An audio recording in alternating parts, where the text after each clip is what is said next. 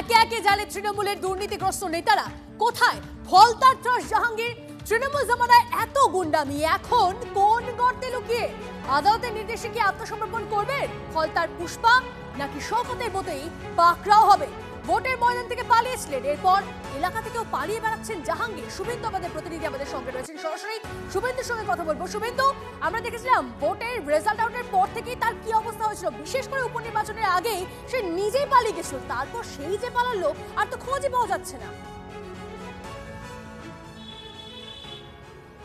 একেবারেই 2018-র পঞ্চায়েত নির্বাচনের পর থেকেই কিন্তু ফলতা জুড়ে যে অত্যাচার চালিয়েছিল জাহাঙ্গীর খান, তোলাবাজি, কাটমানি, খুনের চেষ্টা, মারধর, বিরোধী দলের কর্মীদের বাড়ি ভাঙচুর এবং তাদেরকে বের করে দেওয়া, 29শে এপ্রিল ভোটের পর কিন্তু একে একে কিন্তু ফলতা থানায় অভিযোগ দায়ের হয়েছে জাহাঙ্গীর খানের বিরুদ্ধে।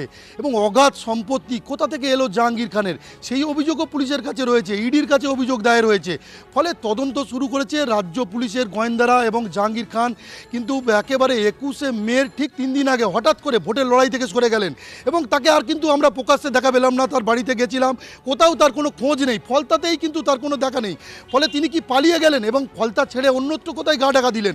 সম্ভাব্য সমস্ত জায়গাতে ফলতা থানার পুলিশ যেমন খুঁজছে, সেরকম রাজ্য পুলিশের STF-এর অফিসাররা তারাও কিন্তু খোঁজ চালাচ্ছে, কারণ জাহাঙ্গীর খানের বিরুদ্ধে বিস্তর অভিযোগ এবং জাহাঙ্গীর খানকে গ্রেপ্তার করার জন্য একেবারে কিন্তু পুলিশ একেবারে উদ্গ্রীব হয়ে রয়েছে। কারণ গতকাল রাতে শওকত মোল্লাকে অ্যারেস্ট করতে পারলেও NIA পুলিশ কেন পাচ্ছে না? তাহলে কি ঘাট অনেকটাই কিন্তু এই গ্রেপ্তারের পিছনে কি অনেকটা ঢিলেমি দিচ্ছে? সে প্রশ্নগুলো যেমন ফলতা বাসিন্দারা তুলছে, কিন্তু ফলতা বাসিন্দাদের দাবি জাহাঙ্গীর খানকে দ্রুত গ্রেপ্তার করে আইনি আওতায় নিয়ে আসা হোক।